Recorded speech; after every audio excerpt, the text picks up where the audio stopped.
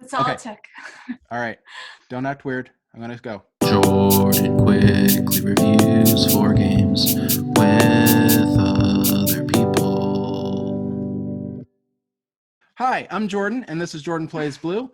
Welcome to my YouTube channel. If you follow me on, or give me a subscribe on YouTube, or follow me on Instagram. That's where most of my stuff is. But this is YouTube, and YouTube is cool too. So I have some friends here today, and we're going to talk about some games. This is my new series. This is episode 2 of it. Jordan quickly reviews 4 games with other people, and here are my other people. So we have to my side, this way, is Chris Goodlet from the Charity Board Gamer. Hi. To my diagonal, we have, that way, is Chris Yee. Hello.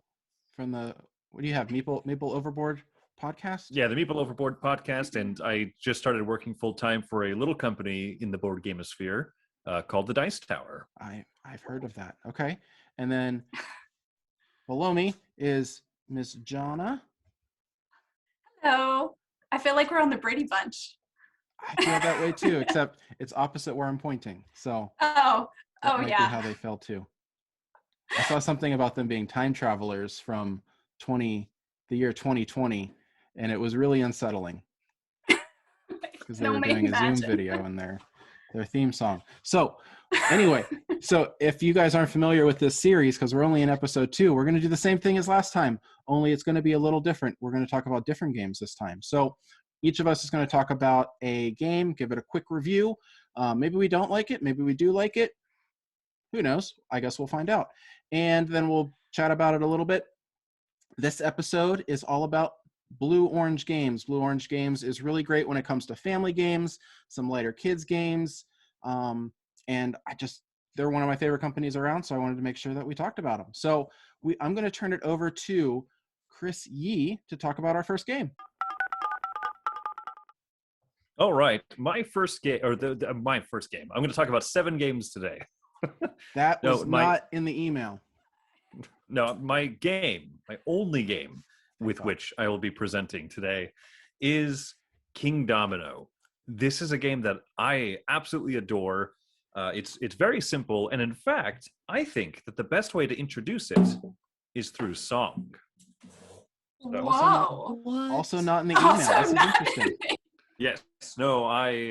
Yeah. This is not okay, Jordan. Then never invite me back. But I have a little song that's going to be an overview of Kingdomino, how it works. All right.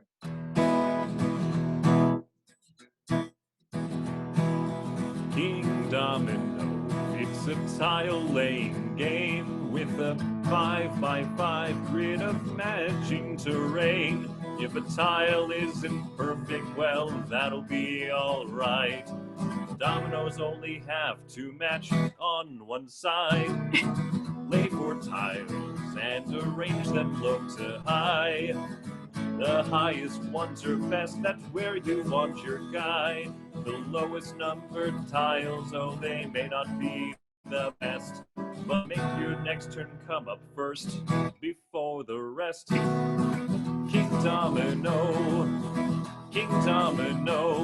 the game that made Bruno Cathala's wallet grow.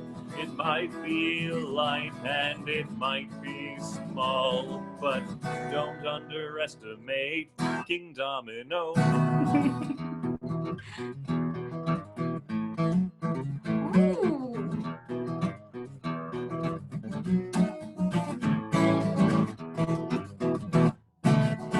Now game is over, it's time for us to score. Take each touching landscape that you laid before. Multiply the crowns times the squares in each terrain. And if you don't win, you can shuffle up again. Kingdomino, the game that made Bruno Cathala's wallet grow. It might be light and it might be small. don't you underestimate Kingdomino. Woo! So Chris, I have a question. So all of our viewers at home know I booked Chris for this show about an hour ago because we did have a cancellation. Was this a song that you wrote in the last hour, or you just kind of had that ready? No, I wrote it in the last hour. I Good thought. for you. Wow. Impressive. That's impressive. Would you come back next month? Yeah, I'll come back next month. Okay, great. Yeah, I'll do an interpretive dance for the next game. Oh, interesting. Okay. I will be watching that. Yes. So Kingdomino is, in fact, a tile laying game, and you have to build a 5x5 grid kingdom, and the dominoes have to match at least on one side, and you're trying to build up big splotches of land, and some of the best tiles have crowns on them that you use at the end of the game to multiply the number of crowns in your grass landscape times the number of squares of grass that are touching. The number of crowns in your water landscape times the number of squares in the touching water landscape. And it just has a very nice little turn order mechanism. If you grab a better tile, you're going to have to go later or last even on the next turn. And if you grab a less good tile that has fewer crowns, you'll end up probably going first or earlier in the turn structure. And for that reason, it's a very light, simple game, but it has a few aspects of bigger strategy games that people, that are in the hobby for a long time enjoy. So I think that it's a deceptively great design, and it's honestly one of my top 20 games of all time. So so I took up most of my time with the song. So if anyone else has played this one, if you have any thoughts on it, Jordan or Chris or Jona. So I have played it, and I do enjoy it. Have you played any of the other iterations of it, the Queen Domino or Dragonomino? Polynomials. Mhm. No, I haven't played Dragomino, but I do own a 5-year-old daughter. So Yeah, I mean, I have one of those too. yeah. So you understand. I think that might be a fun one A to good introduce her one. to. Yeah. Queen Domino ups the complexity of the game, Mhm. but my favorite way to play King Domino is 2-player. It's just head to head. You get you get 2 turns per round instead of just one. And so it becomes a bit of a mathy game where you're trying to prioritize things despite it being so simple. And so Queen Domino, I don't think is as good with 2 players because now you're trying to do more complex stuff twice per round. So King Domino 2 players still my favorite of the series. Chris Goodlet, have you gotten to try this one? I love Kingdomino. For us, it was one of the few games that we started in our collection when we got into board gaming as a family back in 2018. And the thing that I like about it is like what you said, the two player variant where you can play it in a 7x7 grid. That is where it's at. I think there's something about being able to use as many tiles as you can, and it still plays as quick as it would if you were playing it with 4. So. Yeah, we've got Age of Giants, and that's the one that I have not had the chance to play, but I hear it has more of a take that nature that's added to the game. So I'm curious how that's going to go with the kids because their whole goal whenever we play is to stop Daddy at all costs. Nice. Right. Yep. And Yeah, Jona, have you gotten to try this one? I haven't played it yet, but it sounds like a game that I would probably enjoy because I do really enjoy tile laying puzzly games. I almost bought it. I almost bought it at Target the other year. It was on sale, and we were just like, I don't know. I didn't pull the trigger, and I think I'm going to have to, just from hearing your description. Yeah, That's awesome. I have played it. I don't know if I've ever played it with 2 players. I think I always played it with 3 or 4. Which is weird because most of the games I play are with 2 players. So when you say that, I was thinking about it, and I'm not sure I ever played it with 2 players. But I think for Dragomino, it is King Domino is already a pretty light game, but it adds a lot more randomness with how scoring is. So whenever you do touch the pieces, you pick a dragon tile egg, you flip it over to see if you scored a point or not, and then you put it between the tiles. And so it's like it adds a lot more randomness, which is usually in kids games. My one daughter isn't a huge fan of randomness because she isn't I wouldn't say she's a good winner, or she's a bit of a sore when it comes, like, if she lost because of randomness, she like gets really It's sour upsetting. about that. It is Yeah. upsetting. Yeah. So Yeah, but something to learn. she did enjoy it because it has dragons and she loves dragons.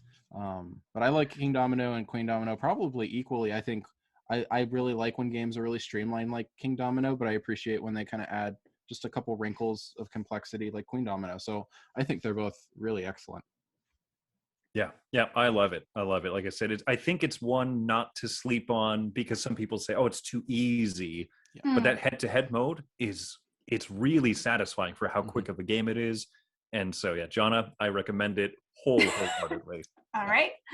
And I think that's kind of the hallmark of a really good blue-orange game. I think that's something that I don't know what their mission statement is offhand, but I feel like as a company, they try to capture really just like a really streamlined essence of a game. And I think Kingdomino is a really good example of that.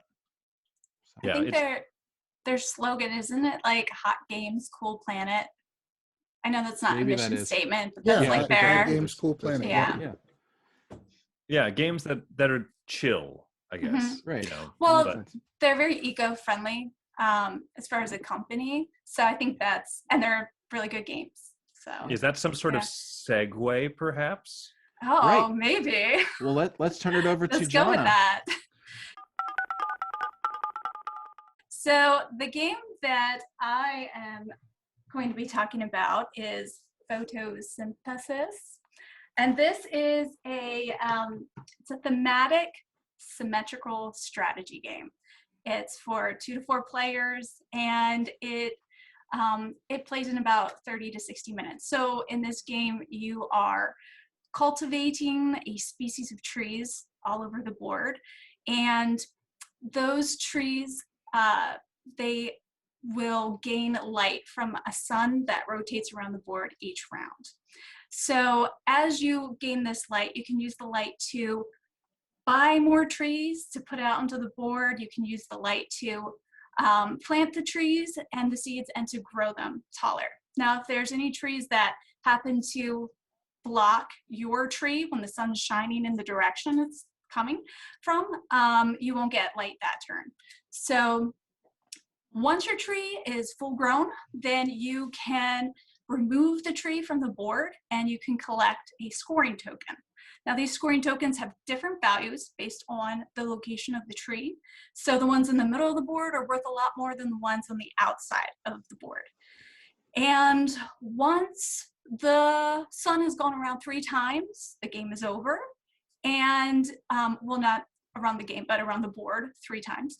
And then you just count up the scoring tokens and the light points, and whoever has the most points is the winner. And I like this game a lot because it's strategic and a visual puzzle. And my husband and I play a lot of games together. He is normally the strategic guy. He just like always wins those. And I'm the visual puzzle person. So usually you can tell who's going to win one game. But this one's very balanced. So when we play this, we don't know who's going to win. So I really like that about it. And it's really pretty. So I like the theme because it's unique and it's eco-friendly. Like, I know Blue Orange is really passionate about, being an eco-friendly company. And so I like that too. It's one of my favorite games. So that's that. Now, I know I've heard from people they have qualms with this game for different reasons. I'm just curious if you guys have played it and what your thoughts are on this game. I have played it, and Yeah. I really love it. I think it is. Oh, good. So as you were talking about like the different rings on the board and the different sizes of trees, I think one of the coolest things about the game and what makes it so easy to teach is that it uses the 3 for everything. So it's either everything is either like you either score 1, 2, or 3 points. Your trees are, you can go 1, 2, or 3 spaces away. Yeah, the trees that's are true. heights 1, 2, or 3. And so everything about it can always be brought back to that. The tallest trees cast the 3 a 3-space shadow. They also can spread seeds 3 That's a spaces really away. good point. And yeah. so I think that honestly, it's a little mean with how you plant the trees. It can be a lot of back and forth with that way. We were which talking about that which today. I'm not super into, but I think the elegance of the way that is tied into the game, I think is just really, really charming. And we don't play it a whole ton, but whenever it comes out, my wife and I are always like, why don't we play this more? Like it's one of those games where it's just like, yep, I forgot about this one. Yeah. But we remember it about once a year, and we enjoy it whenever it does come out. Oh, good.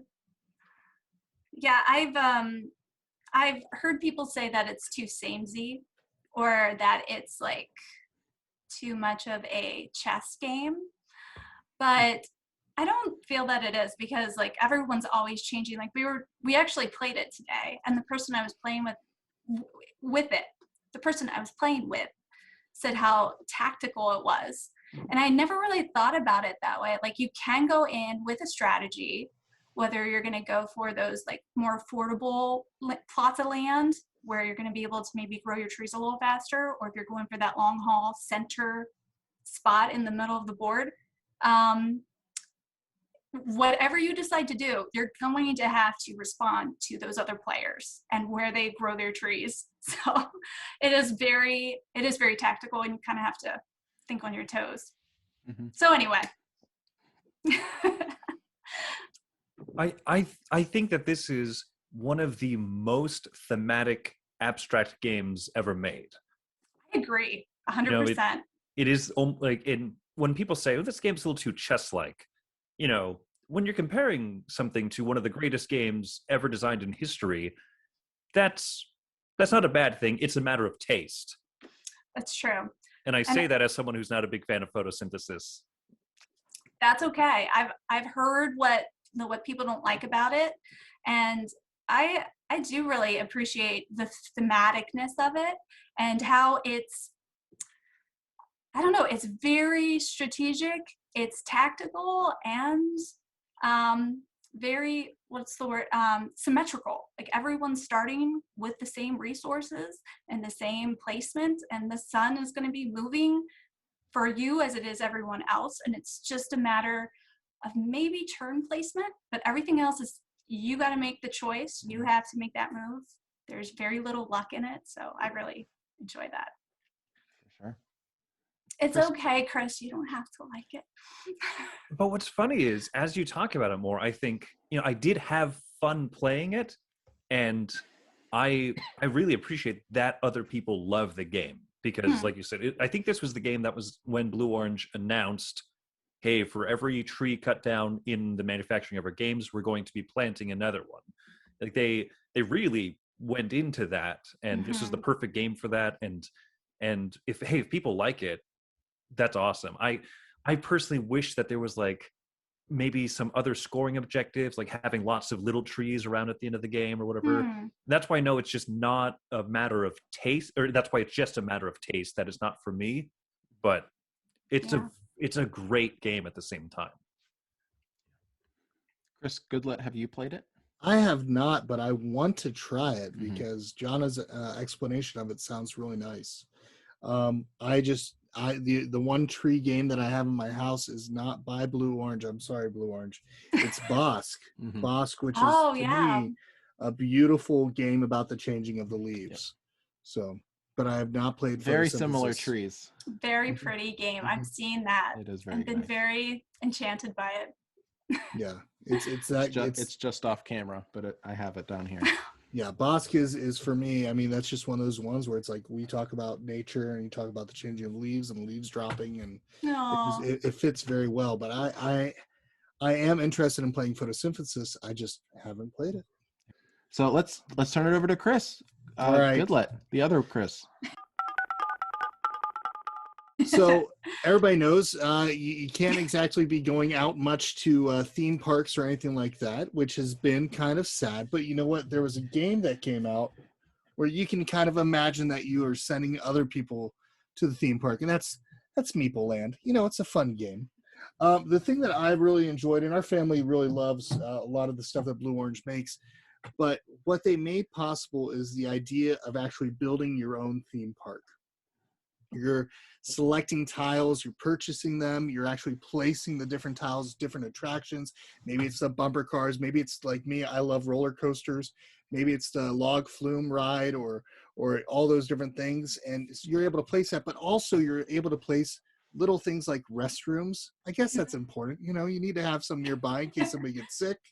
You're able to place like little fountains. Disneyland, they had one of the biggest things was they had weeds everywhere, but they made the weeds have beautiful names, like the actual species names of them, and people got excited about it. So if you have little attractions, it makes it fun. But you're placing these different tiles, and these tiles have the ability to place your meeples on them, and the meeples will garnish you more money, and they will garnish you more points at the end of the game. However, the meeples that didn't get into the theme park are going to be upset, so that's going to cause you points. And if you don't connect the tiles together correctly and make paths that actually make sense, it's like all of a sudden you have a road ending up into basically an area which looks like it's under construction, you get negative points as well. So placing your tiles is so key, and actually picking your bus of tourists for your theme park is going to play a big factor in whether or not you have a successful game. And in most cases, I do horribly because my kids, like I said earlier, love to see me lose. They're like, oh, daddy's going for the greens and the pinks. I'm going to take that bus instead. Love you, Dad. So yeah, but that's Meeple Land. It's just a fun-filled game that our families really enjoyed. The idea of just being able to place the tiles, make our own little theme park, and you get rewarded based on how many attractions you get. So on these little sheets, which is great. This is a thing that games like this make it easier for me to add. I mean, let's be honest. When you have so many different things for addition, multiplication, whatever, your brain is too tired at 9 o'clock at night with your kids acting all crazy, hyped up on sugar. So this is the way to do it. Make it simple, and it's double-sided. Oh, cool. So that's already a plus right there. Nice. And they give you a nice thick pad of those. But yeah, we love it. What about you, Chris? Oh man, I love this game.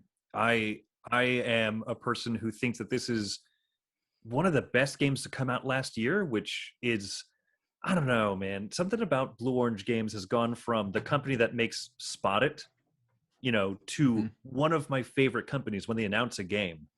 And theme parks, I'm sold on it. And just little touches, like you mentioned, that scoring sheet is not just the scoring sheet, but also you get a lot of collection points if you get each different attraction. And it has check boxes. So if you get the roller coaster, check it off on your sheet during the course of the game, so that you're not halfway through the games thinking, I need to buy another roller coaster. I need to buy another roller coaster. You put it in your park and realize, no, I already had one. I need to get different things. Blue Orange Games to me is the company that thinks of those little touches that elevates a game from being from being great to like amazing. Nice. Jona, what would you play this game if you had a chance? I haven't played this one. You're right. And I would. This sounds very much like Roller Coaster Tycoon. Has anyone played that old computer game? Oh my gosh, where like their hair is all like standing up after riding the ride, or of course. Yeah. Well, I've heard so much about this. This was my husband's go-to obsessed game when he was a kid, and he always talked about it, how it was the best video game.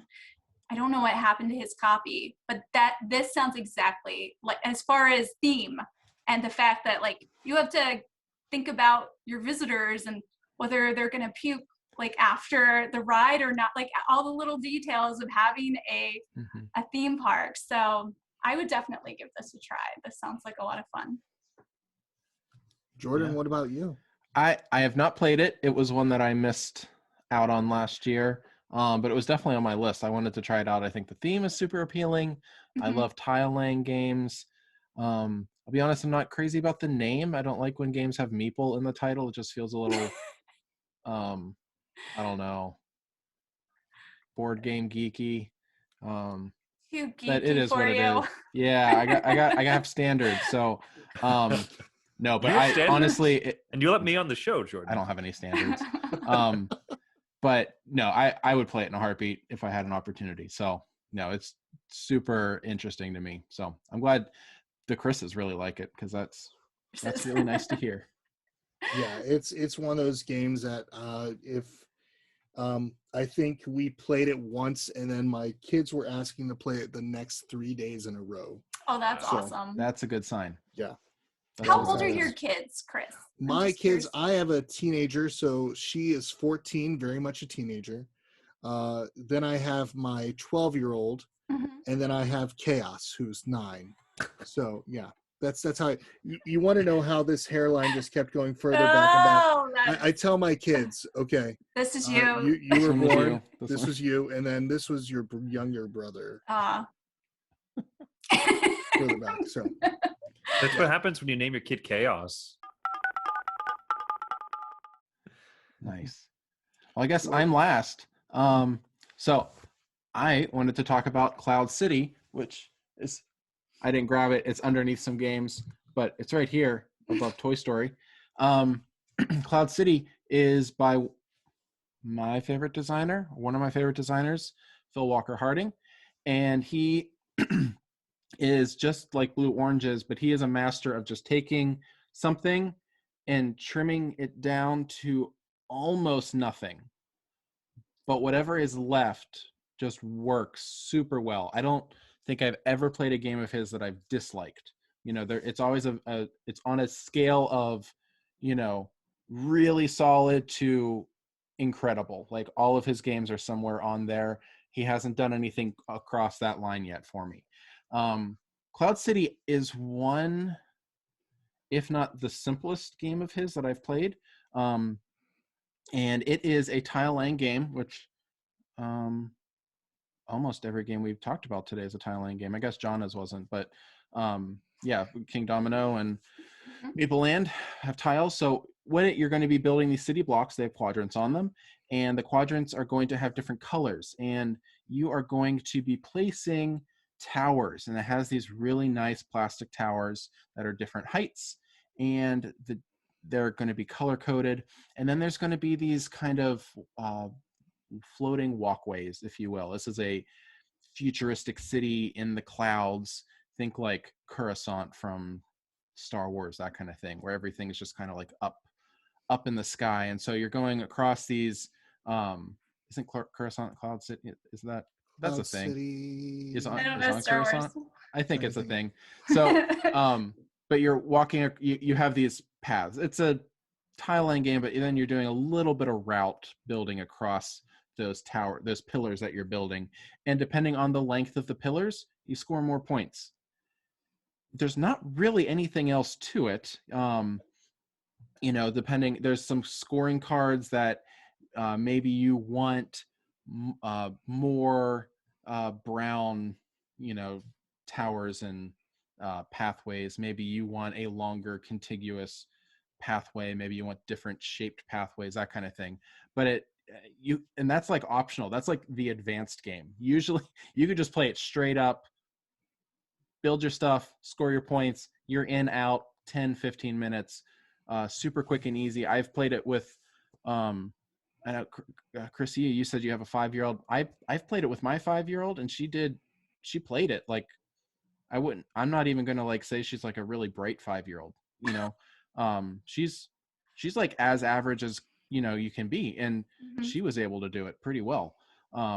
So I enjoy it.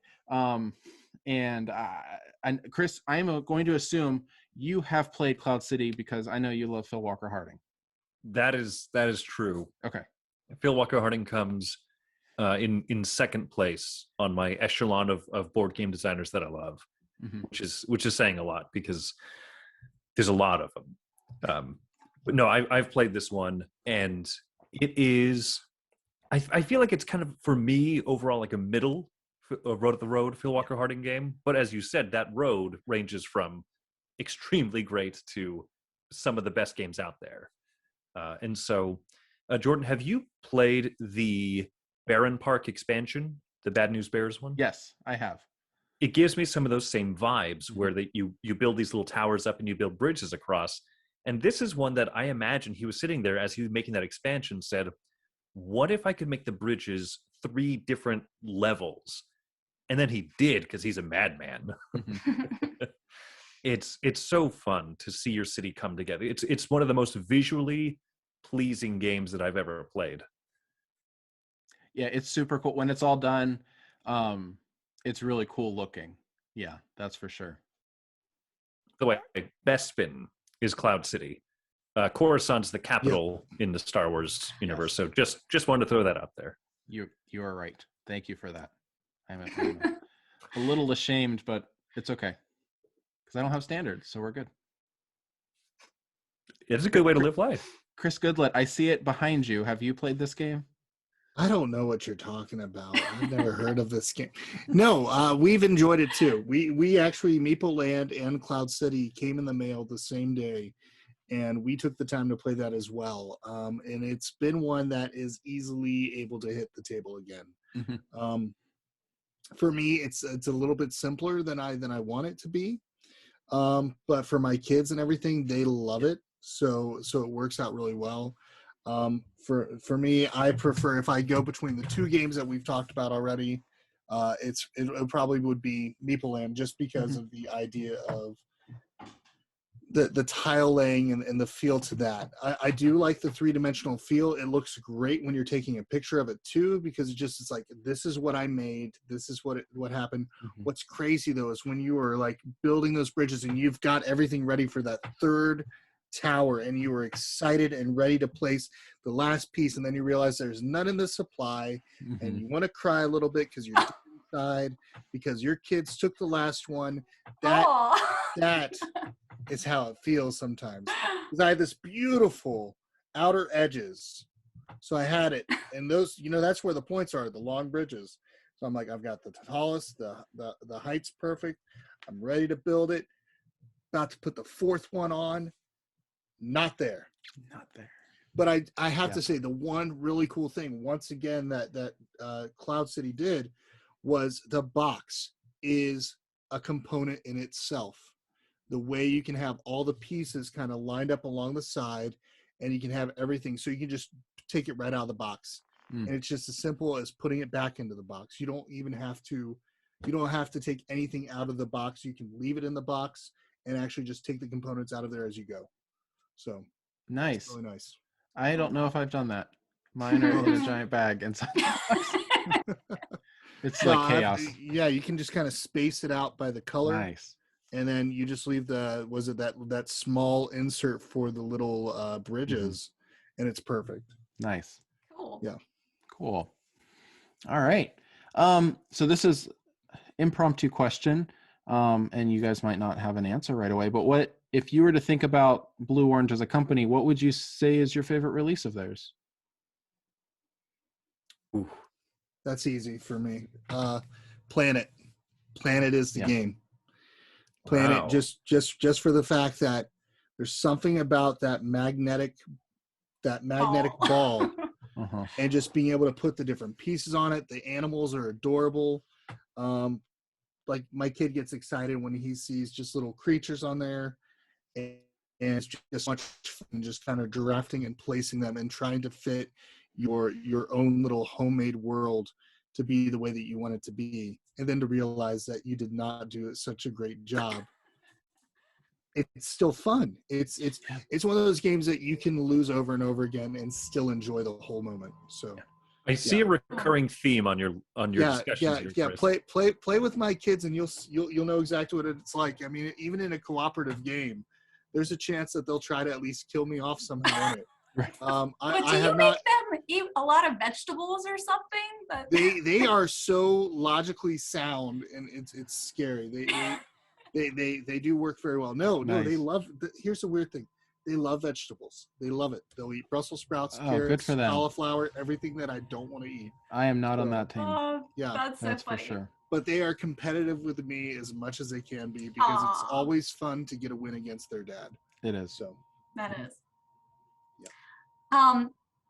Well, for me, Photosynthesis, I on my top 10 list last year was my top 10. It's my number one game. So obviously it's a favorite. Yeah. I honestly haven't played a lot of the Okay. Blue Orange games, as you can tell from the video, but we recently started playing Blue Lagoon, and that has been such a Very success for my kids. I have a 6-year-old and a almost 4-year-old, and they love it. I think it's because it's the same look and size as our grown-up games. So they just are tickled pink that it looks like an adult game. They're like, this is like an adult you play, Mom, or a game that you play, Mom. So they really enjoy it, and it's so accessible for them. So even though I really love Photosynthesis, I love the elegance of the game, the theme of the game, everything about that. Blue Lagoon is what we're playing right now, and it's, if you have little ones, I think it's a great recommendation. And I hadn't even considered playing it with my kids. Oh yeah, maybe like when I first saw it, I was like, it's for 8 and up. I was like, we'll just try it. Yeah, but you they were sitting there. You play it twice, playing. so I mean, it makes a lot of sense. You play the game, you wipe the board, you play it again. Yeah, and like we often play it just sense. The first phase, like, and then we'll just like walk away from it and start fresh. Like, interesting. It's great. I like that. Chrissy, what about you? My favorite game of theirs has to be Kingdomino. Like I said, it's a top 20 game for me of all of the, of all of the games that I've played, which for such a light game to deliver such a punch, it does so much right. And I think that my second favorite is probably what Chris Goodlet talked about, is Meeple Land. It's surprising to me that there's enough positive and negative points in that game, and so many fun little things to consider, that it's a joy. It really is. Nice. Well, my favorite is probably Planet, just like Chris Goodlet said. I love Planet. When my wife and I first got into the hobby, we found this game called Mondo, which is super out of print. But it was from Michael Schacht, and it is a tile laying game, but it has a speed element, and you're just putting these tiles together to make a planet, but it's flat on the table. And I remember when Planet came out, I thought, that's like 3D Mondo, and it's nothing. I mean, it has the same theme. It has animals, it's got a planet, it's got tiles, but that's it. On the surface, it is like the identical game, but it is totally different. But when I remember when we brought it, when I was able to get a copy of it, I think I played it at a con first, and then finally got a copy of it not too long ago. And it's just so cool. I like the tactile nature of just holding that planet and figuring out where to put it. My kids love to play it because even if they're not like not able to optimize the land masses in that 3-dimensional space, when it's all said and done, they have this, and they have some like cool, cute animals next to them, and they're like they're satisfied. Like that's all it took. And so I love Planet. I think it's really cool, and that one is definitely a keeper. But honestly, Blue Orange has done so many cool games. The Blue Lagoon, the Kingdomino series.